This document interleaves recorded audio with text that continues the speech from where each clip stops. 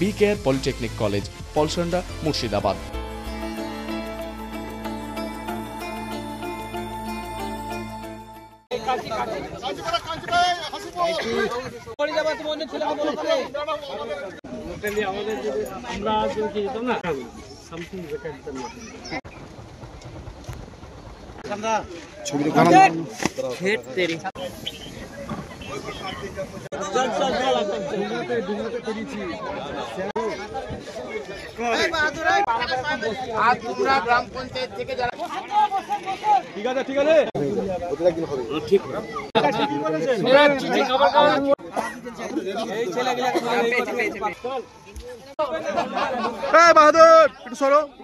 এই যে ব্রাহ্মণী নদীতে একপারে নবযাদবপুর, একপারে জাফরপুর, একদিকে নবগ্রাম, একদিকে খড়গ্রাম, এই দুটো গ্রাম, দুটো এলাকার মাঝে যে পারাপারের জন্য এই এলাকার সাধারণ মানুষের দাবি ছিল এবং জনপ্রতিনিধি যারা আছেন সকলে একটা দাবি ছিল যে আপাতত পারাপারের জন্য একটা নৌকার ব্যবস্থা করা হোক। তাই আমার খড়গ্রাম পঞ্চায়েত সমিতি তত্ত্বাবধানে আমার বিডিও ম্যাডাম থেকে আরম্ভ করে আমার জেলা পরিষদ শাশ্বত মুখার্জি থেকে আরম্ভ করে সবাই এখানে সমস্ত স্তরের নেতৃত্ব, জনপ্রতিনিধি এখানে উপস্থিত আছেন। সবাই আমার মহিলা নেতৃত্ব থেকে আরম্ভ করে কামাল কাকা থেকে এই এলাকার জনপ্রতিনিধি সবাই এখানে উপস্থিত আছেন। সকলের প্রচেষ্টায় আজকে একটা নৌকা দেওয়া হলো, সে নৌকাটা পারাপার শুরু হলো। এবং যারা আজকে এসেছেন, এই যে প্রত্যন্ত একটা গ্রাম জাফরপুর এবং নবযাদবপুর, একদিকে নবগ্রাম, একদিকে খড়গ্রাম, এখানে সবাই আপনারা এসেছেন। যারা এসেছেন আমি কার নাম করব, সবাইকে, সমস্ত স্তরের কর্মাধ্যক্ষ, প্রধান প্রতিনিধি, মেম্বার, মহিলা নেত্রী, পঞ্চায়েত সমিতি আর সভাপতি থেকে আরম্ভ করে একদম সহকারী থেকে সমস্ত স্তরে সবাই এখানে এসেছেন।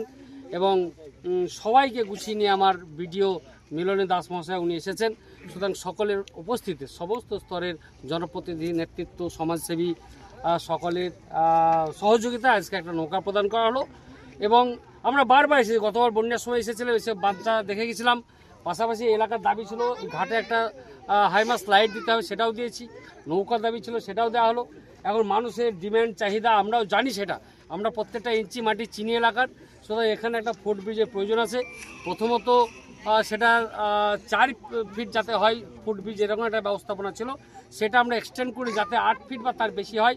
আমরা প্রপোজ দিয়ে দিয়েছি। টোটালটা আমার কামাল জানেন, কামাল সরকার মহাশয় কর্মাধ্যক্ষ জানেন। সুতরাং আপনাদের এই এলাকার চাহিদা অনুসারে আমরা এগিয়ে যাচ্ছি। আমরা আগামী দিনেও 2 এমএলএ মিলে কানাইদা আমরা থেকে, কামাল কারা সবাই থেকে, এই অঞ্চলে এলাকার যত জনপ্রতিনিধি আমরা সবাই থেকে, জেলা পরিষদের সবাই থেকে আমরা নিশ্চয়ই আবার ওখানে মন্ত্রীকে দেখা করে, মন্ত্রী আমার পাশের ঘরে থাকেন, মন্ত্রীকে দেখা করে আমরা হার্ড অ্যান্ড চেষ্টা করছি এবং যত তাদের সম্ভব যে আপনাদের এই যে অসুবিধা যাতে সমাধান হয়, সুবিধা হয়, তার ব্যবস্থা নিশ্চয়ই আমরা। আমার খড়গ্রামে বিরোধী বলে কিছু নাই, বিরোধী শক্তি বলে কিছু নাই। তাই আমরা একের পর এক মাদ্রাসা, একের পর এক সমবায় সমিতি নির্বাচন থেকে আরম্ভ করে আমরা প্রত্যেকটা বিনা প্রতিদ্বন্দ্বিতায় আমাদের প্রার্থীরা নির্বাচিত হচ্ছেন।